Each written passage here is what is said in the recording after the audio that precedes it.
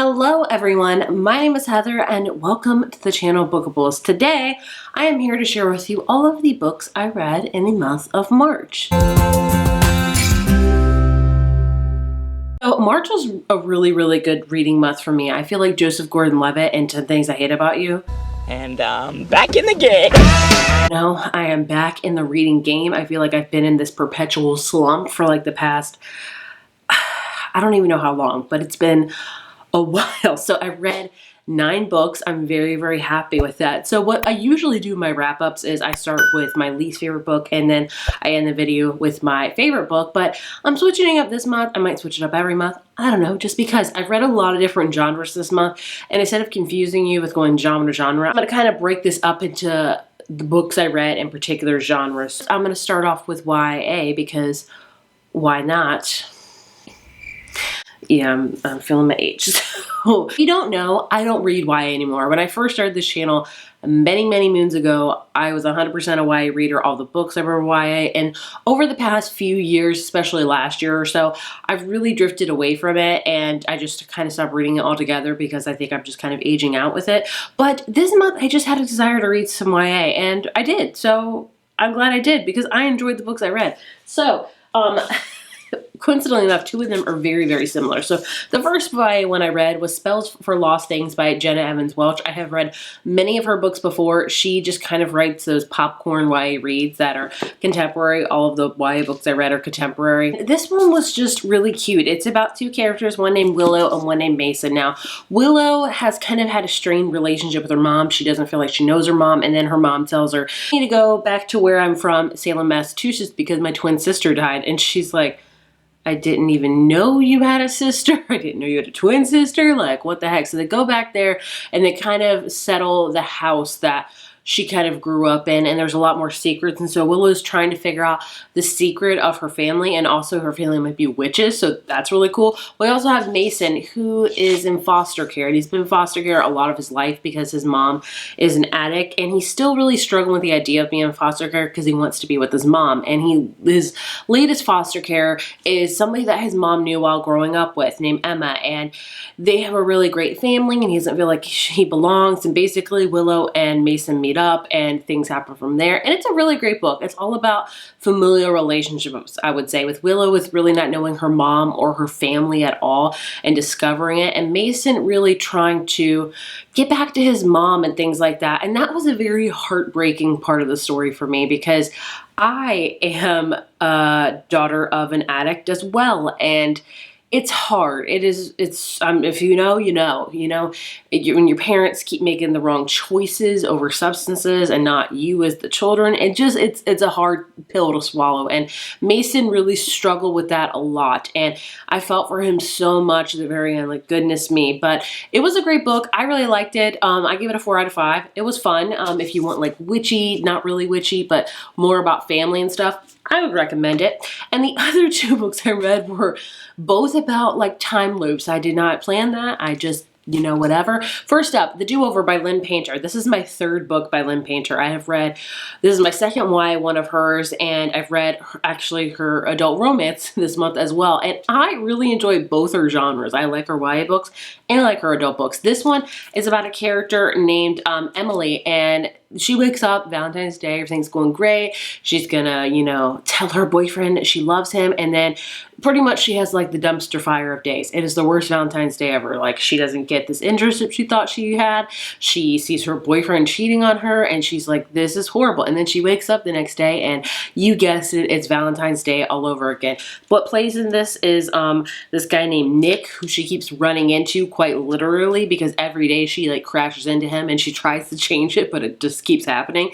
And it's a fun one. I mean, especially with YA books, time travel with time loops are just, you have to accept what they are. There's really no reason for them. You don't go into scientific concepts behind it. I say that, and my next book kind of goes into that. But this one, really, you just have to roll with it. It's a fun one and reads very fast. I enjoyed it a ton. We give it a 4 out of 5. I liked it. The other time travel one I read was See You Yesterday by Rachel Lynn Soloman. Another author, again, I have read their YA contemporaries and their adult romances. And I like both of them. So this one is another time loop one as well. This one follows a character named Barrett, and she wakes up and it's her first day of college, freshman college, and she learns that she gets paired up as a roommate with this girl that hated her in high school. And she pretty much has the worst day ever with her first day. Then she wakes up again, and what do you know, it's the first day all over again. And she keeps repeating it until she runs into Miles, who she learns is also stuck in the same time loop, only he's been there for much longer. So they obviously have to team up together. He's a physics major, so goodness me, this does get scientific, like, and I don't do well with that because science, I can't compute, literally.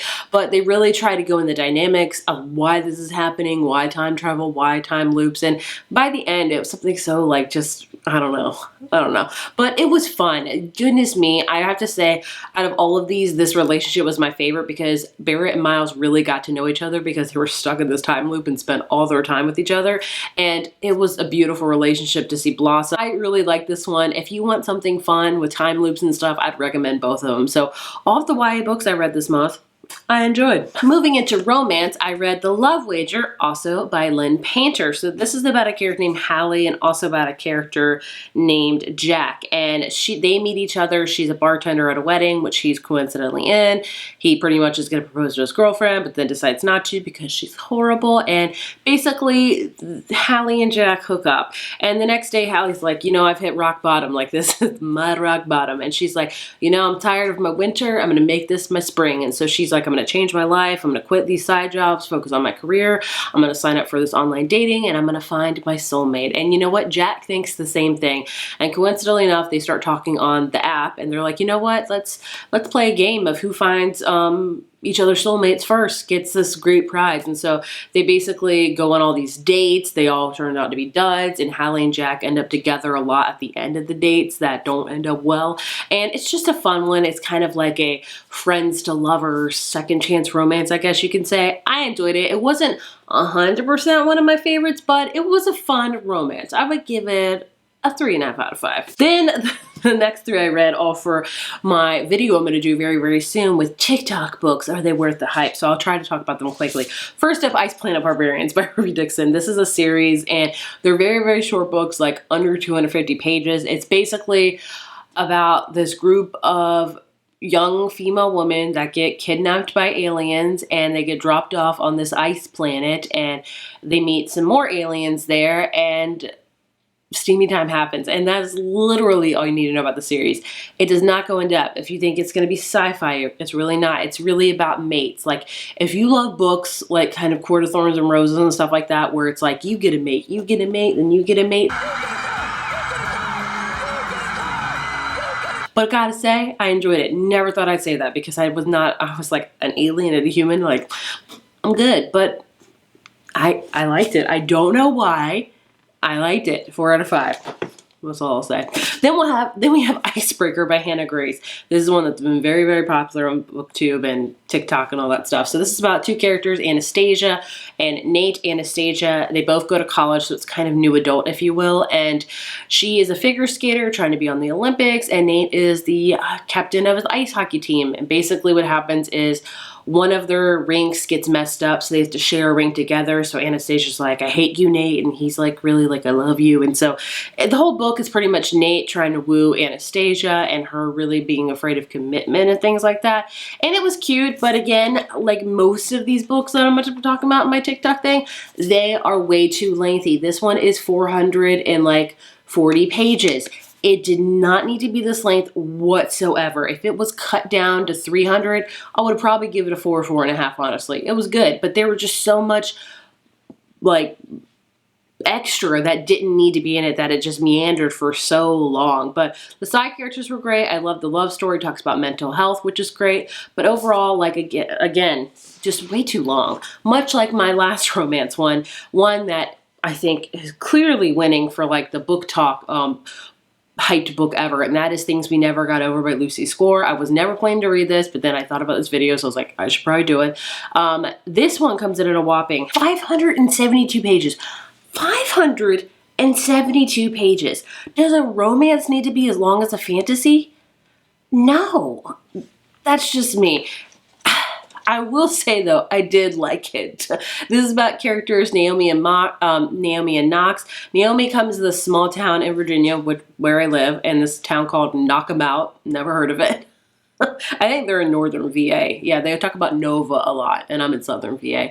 But anyway, she comes there because her twin sister, Tina, is like, I need your help. And so she goes there, and then Tina is like the worst human of all. She like steals her sister's car, leaves her sister with her daughter that Naomi never even knew existed, the 11-year-old, I forget her name, Waylay, and she's like, bye. And so basically Naomi's like, well, crap, like she walked out on her wedding, you know, to do this. So she's there stuck raising her 11-year-old niece who she never knew about, and also while being kind of near this guy named Knox, who was like every book's kind of tough guy with like the softest heart ever. But I liked it, honestly. I liked the town. I liked the sidekick. Again, this is too long of a book. That's my biggest complaints with these past 2 books.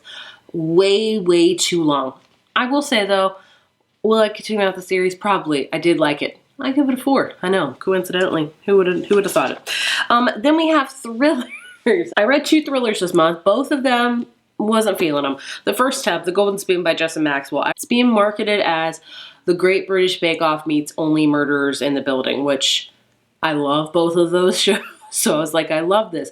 This is about this show called Bake Off or Bake Week, I forget. And it takes place like during one week. There's like 6 amateur bakers, and each day there's like a different challenge, you know, like much like Great British Bake Off, where it's like bread, then so-and-so. But in this book, at the beginning, you figure out somebody's been murdered. You don't know who's been murdered nor who did it. And you kind of go on from there. And it was just kind of boring. None of the characters really were memorable. Even the baking aspect wasn't that memorable, because also as a side plot, we have somebody that's sabotaging these bakes, which you can clearly see from like 50 miles away. But it was okay. I'd say I would more compare this to like a cozy mystery. If you want a cozy mystery, like if you want a mystery so that has a lot of dynamics and twists and turns, this one's not for you. But if you're looking for a cozy mystery, I'd maybe check it out. I gave it a 3 out of 5. And the last book I want to talk about is What Have We Done by Alex Finley. This is another author. I might have to hang my hat up on him, because this is my 3rd book I think I've read by him, and I just don't love them, which is sad because I flew through this book in like a day, which is really rare for me. But in retrospect, the chapters are so insanely short and they fly by. So that's one good thing it's got going for it. So this book follows like 3 different characters. We follow Jenna, Nico, and Donnie. You learn that they were all in this foster home together. They were all in this foster type of home together for like kids with no parents, and something really bad happened a long time ago. And now you pick up many, many years later, they've all kind of changed their life. Jenna's not stepmom and married. Nico is like a producer on the show, and Donnie's like this rock star, and they all learn that somebody is trying to kill them. And so you kind of go through that notion of who's trying to kill them. They're all on the run. And I had to say, Donnie and Nico's chapter is boring as mess. Could care less about them. Jenna's is where it was at, because she was like an ex-assassin, which was awesome. So somebody was tailing her, and she was like, I felt like I was watching Alias with Jennifer Garner or something. Like, that girl was smart. Like, she was a spy herself.